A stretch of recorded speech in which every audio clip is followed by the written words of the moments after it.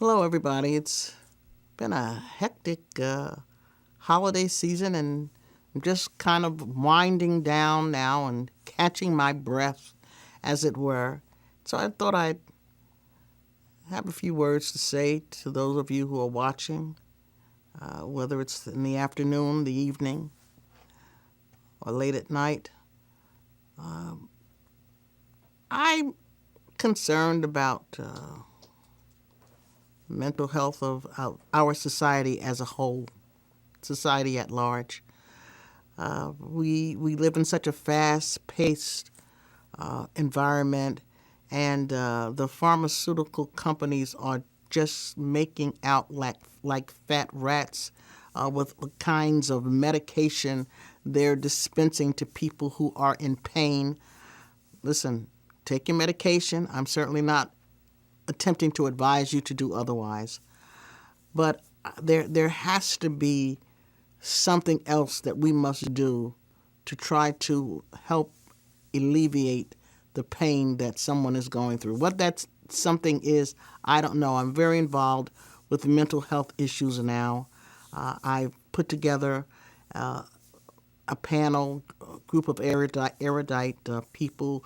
We go to various churches, civic organizations, and we talk about mental health. We have begun to talk openly, I should say, about mental health issues without making people feel guilty or ashamed or embarrassed because they may be going through some psychological trauma, or somebody in their family may be feeling a bit of angst about their own personal situations.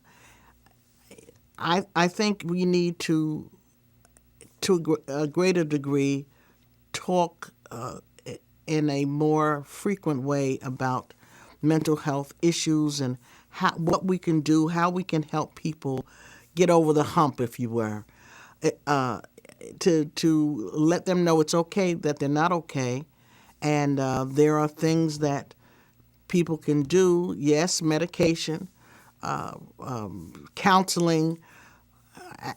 I had a college professor who really didn't believe in psychiatry or psychology. He said all you need is a good friend. So if you have a good friend and you want to share some things that are going on inside of you, some turmoil, and you need to purge that kind of trauma, that kind of emotional trauma, that's good too.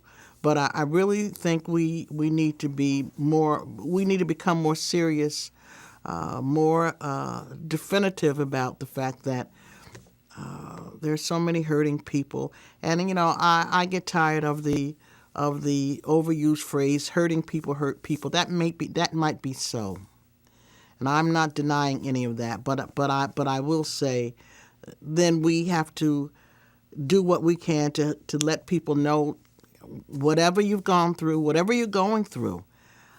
We can't walk around taking it out on other people who are innocent. And when people come alongside you to extend a hand to help you, we hope those people who are in pain will recognize the fact that they. My mother used to say, nobody has to do anything for you. And if somebody does, the least you can do is say thank you. So we can say thank you by appreciating the fact that somebody took the time to see what was wrong. I was in Barnes & Noble right before the Christmas holiday, and I was walking into the ladies' room, and there was another woman walking in front of me. And when we came out and both of us were washing our hands, I said to her, I said, "You don't feel well today." I had never seen this woman before in my life. I said, "You don't feel well today." She said, "No, I'm all right." I said, "Oh, okay." I said, you looked as if you didn't feel well." She said, "No, I'm okay."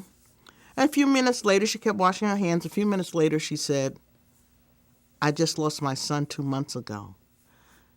And I said, I knew it was something. I said, "Your spirit seemed very heavy." And of course, I extended my condolences to her, and she told me that she was going to have Christmas Eve at her house because that's what he always liked. And she talked a little about him, showed me his picture, and he had been a very handsome man. And so as we were getting ready to depart, I wished her Godspeed, and I think about her periodically and hope that in time, because time heals if we allow time to heal the pain inside of us. I hope that obviously she will never forget her child, but hopefully she can heal from the loss of her child. I'm just saying, we can point the finger and look at what's going on in the White House and, debate and talk and discuss and get into all kinds of analytical conversations about President Trump. But we've got some people close to us. We have some people right within our own tribe, within our own environment, within our own diaspora, who are hurting and hurting deeply. And it doesn't matter how they look. It doesn't matter how they dress. It doesn't even matter how much, how well they're faring economically.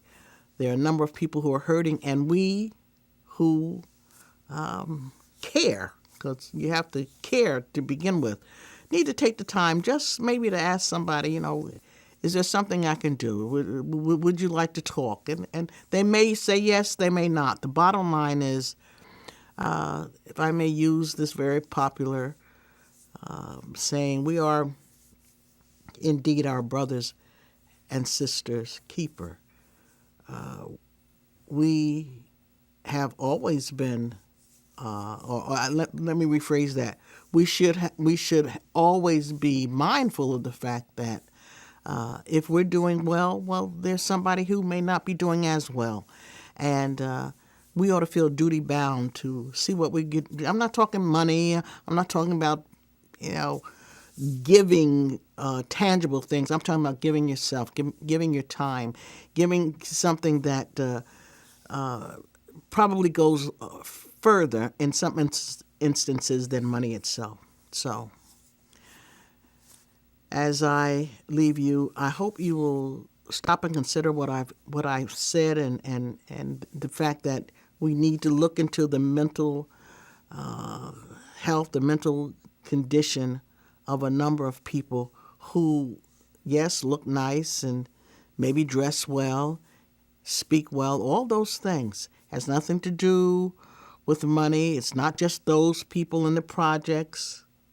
It's not those people who don't have a father at home or a mother. It's not those people who have loved ones in the penal system. There are a number of people who live on Park Avenue, who live in Short Hills, who live in all those marvelous bedroom communities who are equally suffering.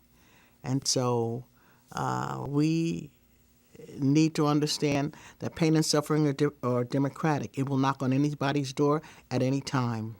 So, again, I say, let's take the time to see how someone feels. And if we can do something to help somebody along the way, as Dr. King would say, then our living will not be in vain. Take care.